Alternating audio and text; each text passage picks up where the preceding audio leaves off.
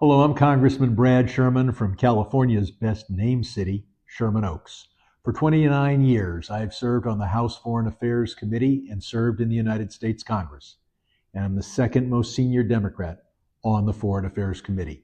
And across those 29 years, I fought for a free, secular, democratic, and non-nuclear Republic of Iran. I've strongly advocated for human rights for the people of Iran, tougher sanctions on the Ayatollah regime, and ensuring that Iran never gets a nuclear weapon. And I support countering the Iranian regime's destructive funding and support for terrorism and proxy wars across the world.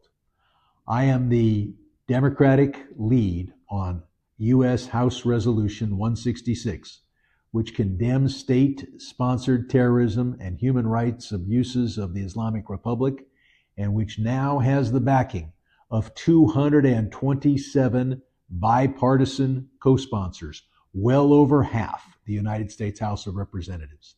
The resolution reminds us of the 1988 massacre, and I should point out that 4,000 parliamentarians worldwide have endorsed the 10-point plan for a secular, democratic, non-nuclear Republic of Iran. We are all here today to call for a free Iran and for an end to the Islamic Republic, which continues to repress dissidents and protesters. In 1988, the Death Commissioners oversaw the systematic murder of as many as 30,000 anti-regime protesters, many of whom were subjected to torture and to sexual violence before their death.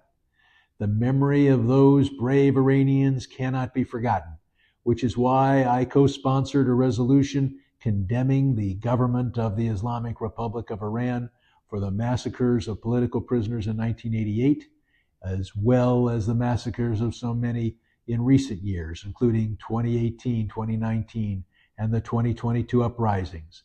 And of course, it is time for those victims to get justice. We saw the same vile behavior directed at protesters who led the Women, Life, Freedom uprising of 2022. And we see it today as the Islamic Republic has hit a new high, executing over 1,000 Iranians so far this year.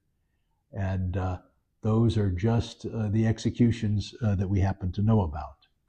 The Iranian people over 2,000 years ago originated the world's first human rights document, the Cyrus Cylinder.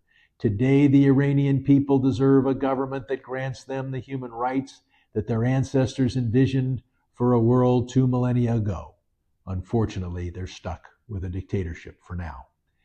And despite the continuing repression of the Ayatollah regime,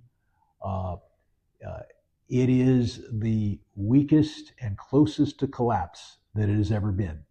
Its proxies have been destroyed, and it has been exposed as a paper tiger. It is clear that the Iranian people will continue to fight for freedom and democracy and an end to this regime.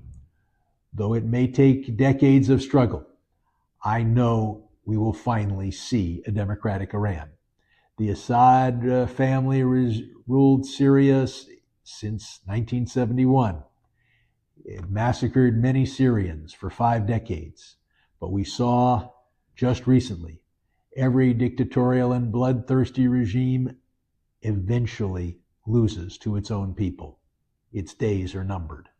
May the Islamic Republic be the next to fall. And when it does, we should remember that it wouldn't be possible without the tireless efforts of those courageous and resilient Iranians, women and men, who fight every day for democracy. So thank you for being here. I will continue to stand with you until that vision is a reality. Thank you. I'm Congressman Brad Sherman.